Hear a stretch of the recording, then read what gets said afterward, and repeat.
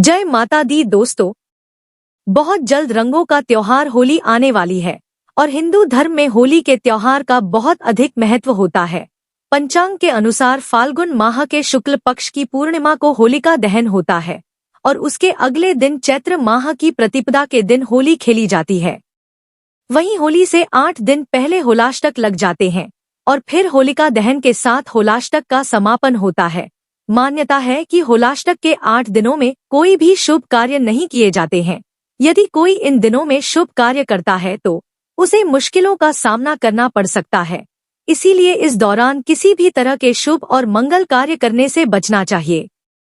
आपको बता दें कि हिंदू पंचांग के अनुसार फाल्गुन शुक्ल पक्ष की अष्टमी तिथि से लेकर फाल्गुन शुक्ल पक्ष की पूर्णिमा तिथि की अवधि होलाष्टक कहलाती है। दोस्तों, होलाष्टक का हिंदू धर्म में बहुत विशेष महत्व है।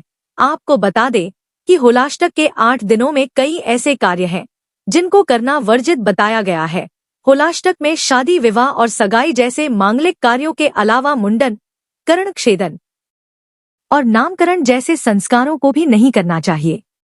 इसके अलावा होलाष्टक में भवन निर्माण, वाहन, प्लाट या किसी भी तरह की प्रॉपर्टी को खरीदना या बेचना भी वर्जित बताया गया है। इसके अलावा होलाष्टक में भूलकर भी यज्ञ और हवन जैसे कार्य भी नहीं करने चाहिए। दोस्तों, होलाष्टक में शुभ कार्यों की शुरुआत भूलकर भी ना करें। अगर आप किसी नई दुकान का शुभारंभ करने वाले हैं तो आपको होलाष्टक लगने से पहले या होलाष्टक समाप्त होने के बाद करें। लेकिन होलाष्टक में किसी भी तरह के नए कार्य की शुरुआत ना करें। इस दौरान आप नौकरी परिवर्तन ना करें। यदि नई नौकरी ज्वाइन करनी है तो उसे होलाष्टक से पहले या होलाष्टक के बाद करें। यह भी कहा जाता है कि होलाष्टक के समय में कोई भी नया बिजनेस शुरू नहीं करना चाहिए। नए बिजनेस की शुरुआत करने के लिए यह समय शुभ नहीं माना जाता है।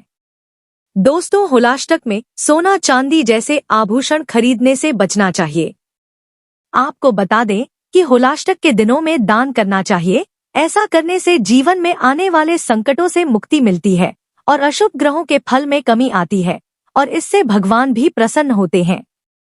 होलाष्टक में व्यक्ति को भगवान की पूजा, भजन, ध्यान आदि में समय निकालना चाहिए। ऐसा करने से नेगेटिव ऊर्जा का नाश होता है। दोस्तों, होलाष्टक के आते ही होली के त्योहार का आगाज हो जाता है।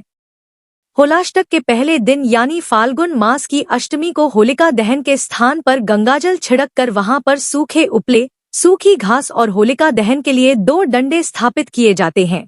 इसमें से एक को होलिका तथा दूसरे को प्रहलाद माना जाता है। सामान्यतः होलिका चौराहों पर जलाई जाती है और होलाष्टक के दिन से होलिका दहन तक प्रतिदिन इसमें कुछ न कुछ लकड़ियां डाली जाती हैं। चलिए जानते हैं कि साल 2026 में होलाष्टक कब शुरू होंगे और कब समाप्त होंगे। तो आपको बता दें कि होली के 8 दिन पहले होलाष्टक लग जाते हैं। इस साल होलाष्टक की शुरुआत 24 फरवरी 2026 दिन मंगलवार से हो रही है और होलाष्टक की समाप्ति 3 मार्च 2026 दिन मंगलवार को हो जाएगी। और पंचांग के अनुसार इस साल फाल्गुन मास की पूर्णिमा की तिथि 2 मार्च 2026 की शाम 5:55 से आरंभ हो रही है, जो अगले दिन 3 मार्च 2026 की शाम को 5:07 तक रहेगी।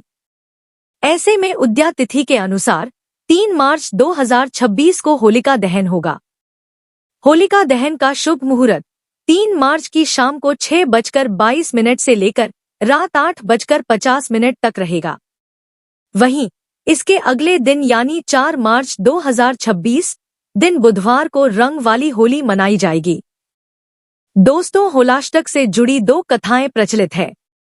एक कथा के अनुसार होलिका द्वारा प्रहलाद को जलाए जाने से पहले 8 दिन पहले प्रहलाद को मारने के लिए हिरण्यकश्यप ने तमाम सारी शारीरिक यातनाएं दी थी।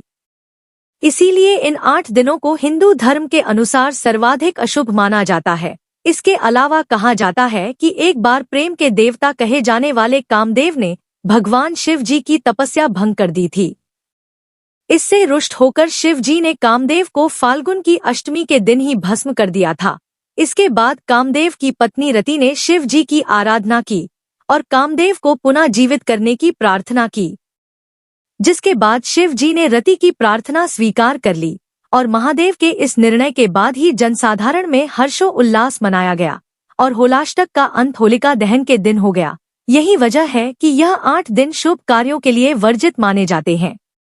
तो दोस्तों, यह जानकारी आपको अच्छी लगी तो कमेंट में जय माता दी जरूर लिखें और अगर आपका कोई सवाल है तो उसे कमेंट बॉक्स में अवश्य पूछ लें और इस वीडियो को लाइक करें, शेयर करें और साथ ही साथ चैनल को सब्सक्राइब करें। धन्यवाद।